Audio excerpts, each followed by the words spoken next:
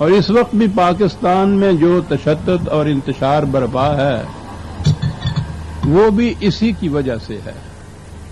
یہ نعرہ تو ہے لیکن اس کی حقیقت اور صداقت کیا ہے یہ کسی کے سامنے نہیں ہے. جو حضرات تحریک پاکستان کی تاریخ سے کچھ بھی واقفیت رکھتے ہیں انہیں یہ معلوم ہے کہ مطالبہ پاکستان کی اولی مخالفت ہندو کی طرف سے ہوئی تھی. اس کا نام کانگریس تھا. ہندو کی مخالفت قابل فہم تھی.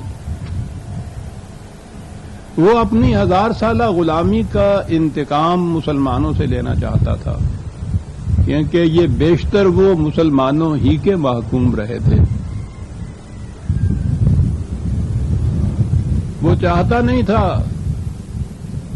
کہ مسلمانوں کی آبادی کا اتنا بڑا حصہ اس کے چنگل سے آزاد ہو جائے.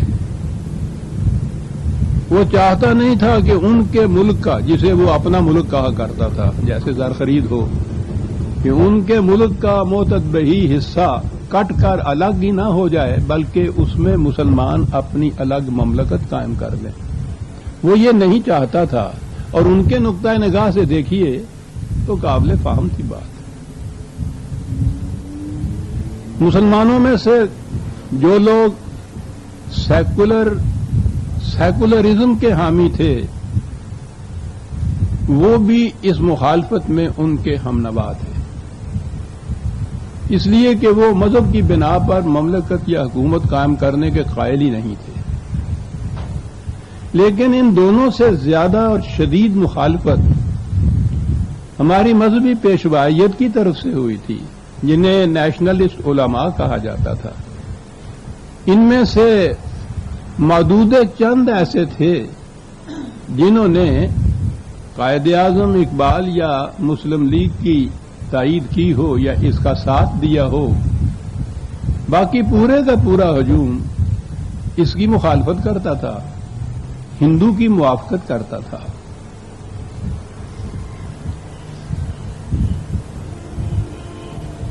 مسلم لیگ یا یوں کہیے کہ علامہ اقبال علیہ الرحمہ اور قائد اعظم علیہ الرحمہ کا مطالبہ یہ تھا کہ ایک ایسا خطہ زمین حاصل کیا جائے جہاں اسلام کی حکمرانی ہو. اور یہ ظاہر ہے کہ ہمارے علماء کرام بھی یہی کہتے تھے کہ ہم اسلام ہی کے مدعی ہیں. جس آزادی کے لیے ہم جد و جہد کر رہے ہیں اس سے مقصود بھی ہمارا اسلام ہی ہے. اب یہ بات بڑی عجیب سی نظر آتی ہے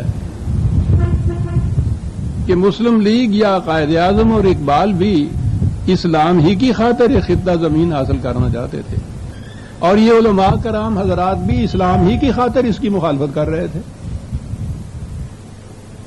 تو یہ بات کیا تھی؟ جیسا کہ میں نے عرض کیا ہے اور اس سے پہلے بھی کئی دفعہ یہ پیش کر چکا ہوں کہ نہ تو ہمارے ہاں تحریک پاکستان کی کوئی مستند تاریخ مرتب ہوئی ہے نہ قائد اعظم کی ایسی سوانح حیات ہی کہ جس سے یہ نظر آئے کہ یہ باہمی تزاحم یا تصادم یا مخالفت یہ کیوں تھی. سطحی طور پر اس کا کچھ مقصد سمجھ میں نہیں آتا کہ دونوں اسلام کے مدعی تھے تو یہ مخالفت کیوں تھی.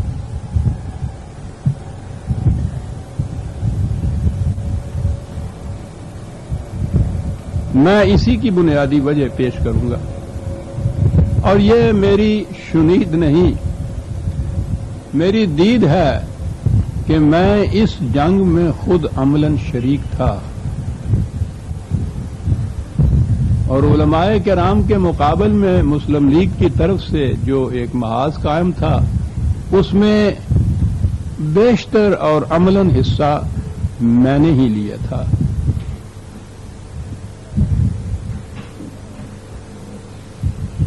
اس بنا پر میں گزشتہ 30 سال سے جستا جستا بھی اس حقیقت کو پیش کرتا چلا آ رہا ہوں کہ یہ نزاع کیا تھی، اور اب تو شاخ خزاں دیدہ کے پتے کی طرح میں سمجھتا ہوں کہ شاید ایک آدھ کے سوا میں ہی ایسا رہ گیا ہوں کہ جنہوں نے ان چیزوں کو اپنی آنکھوں سے دیکھا تھا۔ بہت آگے گئے، باقی جو ہیں تیار بیٹھے ہیں۔ تو اس لیے میں چاہتا ہوں کہ زندگی کے کچھ دن باقی ہیں تو جو کچھ میری آنکھوں نے دیکھا تھا اسے تو کم از کم پیش کرتا چلا جاؤں، اور یہ بڑی اہم چیز ہے۔ اسے سمجھے بغیر نہ تو تحریک پاکستان کی حقیقت ذہن میں آ سکتی ہے، اور نہ ہی جو موجودہ انتشار اسلام کے نام پہ برپا ہو رہا ہے اس کی لم ہی سامنے آ سکتی ہے۔ میں نے عرض کیا ہے کہ علامہ اقبال اور قائد اعظم بالفاظ دیگر مسلم لیگ کا مطالبہ یہ تھا کہ ایک ایسا خطہ زمین حاصل ہو جائے جس میں اسلام کی حکمرانی ہو۔ وہ کون سا اسلام تھا جس کی یہ حکمرانی چاہتے تھے؟ یہ اسلام وہ تھا جو اللہ تعالیٰ نے حضور نبی اکرم صلی اللہ علیہ وسلم کی وساطت سے دنیا کو دیا، اور صدر اول میں یہ عملاً دنیا کے سامنے آیا۔ اس اسلام کی نمایاں خصوصیات یہ تھیں کہ اس کی روح سے اسلام مذہب کی طرح خدا اور بندے کے درمیان کسی پرائیویٹ تعلق کا نام نہیں تھا کہ جو چند اعتقادات، چند رسومات، چند عبادات، چند ارکان کے ذریعے سے وابستہ ہو جائے۔ یہ ایک نظام حیات تھا جس کا تعلق انسانی زندگی کے ہر شعبے انفرادی اور اجتماعی سے تھا، اور انسانی زندگی بھی کسی خاص ملک یا مملکت یا قوم کی نہیں، عالمگیر انسانیت کی مملکت۔ دوسری خصوصیت یہ تھی کہ اس مملکت میں یا اس معاشرے میں حق حکومت کسی انسان کو حاصل نہیں تھا، نہ کسی ایک فرد کو، نہ افراد کے مجموعے کو۔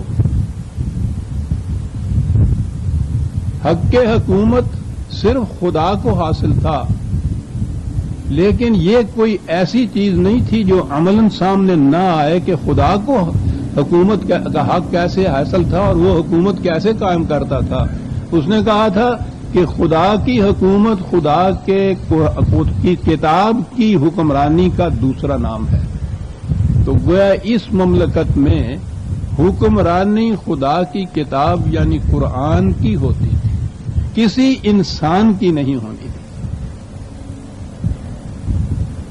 قرآن کریم میں بجز معدود چند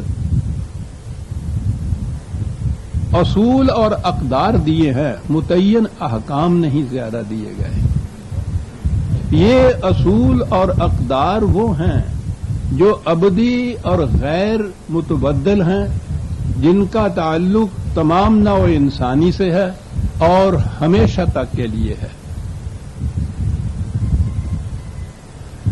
ان اصولوں کو عمل میں کیسے لایا جائے گا، اس کے طور طریقے وضع کرنے مملکت کا فریضہ تھا، اور قرآن کے واضح حکم کی روح سے یہ فریضہ امت کے باہمی مشورے سے طے ہونا تھا۔ تو گویا اس مملکت کا فریضہ یہ تھا کہ وہ قرآن کریم کے اصول اور اقدار کو عملاً نافذ کرنے کے لیے جزوی قوانین مرتب کرے، طور طریقے متعین کرے، اور یہ کچھ امت کے باہمی مشورہ سے ہو، کسی ایک فرد کے ذریعے نہیں، افراد کے ذریعے نہیں۔ اور اگلی خصوصیت اس میں یہ تھی کہ اس میں تمام افراد معاشرہ، ابتداً تو یہ، اور اس کے بعد پوری عالمگیر انسانیت میں، دو لفظوں میں یہ کہیے کہ کوئی شخص اپنی ضروریات زندگی کا محتاج نہ رہے۔